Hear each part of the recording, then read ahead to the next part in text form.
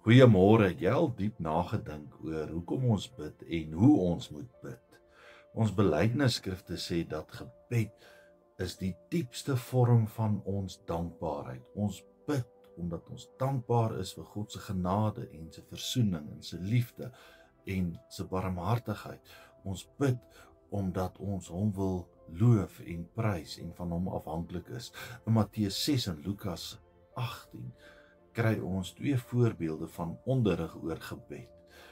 Nou in Lukas 18 leer ons van die Fariseer wat gaan bid het en hoogmoedig gebid het en vertel vir God hoe goed hy is en hoeveel keer hy vas en dat hy nie soos ander is nie en dat hy nie 'n bedrieger en 'n egbreker is nie en dat hy tiendes gee van alles wat hy het. Hoogmoedig en afhanklik van sy eie prestasies en selfregverdiging. Nou wanneer daar geen afhanklikheid en nederigheid in gebed is dit net 'n geestelike geraas. Die tollenaar gaan staan aan een kant, hy kan amper nie opkyk nie, hy's nederig, afhanklik. En hy slaan op sy bors terwyl hy na sy voete kyk en sê, o God, wees my die sondaar genadig. En dan sê Jesus, hierdie een is die een wat huis toe gegaan het, wie se saak met God reg is. Mag ek en jy in nederigheid en afhanklikheid bid. As ons na die Onse Vader kyk, dan is daar 'n bepaalde ritme en die acts ritme help ons daarmee.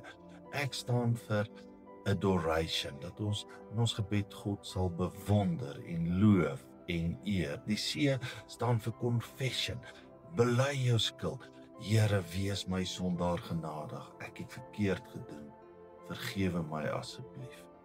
Thanksgiving, acts, adoration, confession, thanksgiving. Dankie Here vir 'n pappa en 'n mamma, dankie vir 'n huis, vir 'n werk, dankie vir gesondheid, dankie vir geleentheid, dankie vir genade en vergifnis.